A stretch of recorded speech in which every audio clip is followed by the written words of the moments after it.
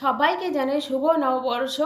সবার যেন এই বছরটা অনেক অনেক ভালো কাটুক। আর দেখো, বাঙালির 12 মাসে 13 পার্বণ কিন্তু লেগেই থাকে। তাই আমি দেরি না করে সকাল সকাল হাতে ব্যাগ নিয়ে চলে গেলাম বাজার করতে। আর দেখো, বাজারে যাওয়া মানে কিন্তু আজকে চিকেন, মাছ, মাংস এগুলোই নিয়ে আসা। তার জন্যই কিন্তু আমি মাংসের দোকানে চলে গেলাম। একদিকে দেখো, চিকেন নিয়ে চলে আসলাম। আর আমি কিন্তু ফার্স্ট টাইম এই চিকেন নিয়ে আসলাম, কোনো দিনও কিন্তু বাজার করতে যাইও নি। এখনও পর্যন্ত বিয়ের 10 বছর হয়ে গেল। এখন মানুষ বলে না, অভ্যাসের তাই, তুমি যেভাবে অভ্যাস করবে সেভাবেই কিন্তু হয়ে যায়।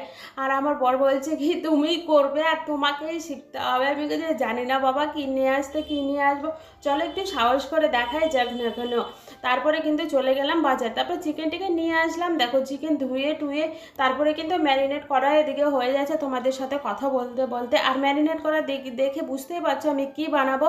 আমি বানাবো আজকে চিলি চিকেন আর ফ্রাইড রাইস। এই যে খেতে কী যে ভালো লাগে।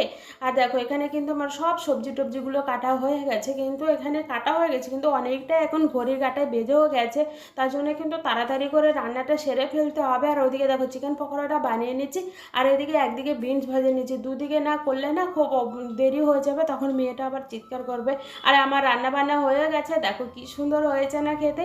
দেখো, এখন ওই গ্যাস ট্যাস পরিষ্কার করা হয়ে গেছে। এখন চান করে আসলাম বারান্দায় কাপড় মেলতে। যা রোদ বাবা, এই ছাদে মেলা যাবে না, তাই জন্য বারান্দায় মেলে দিলাম।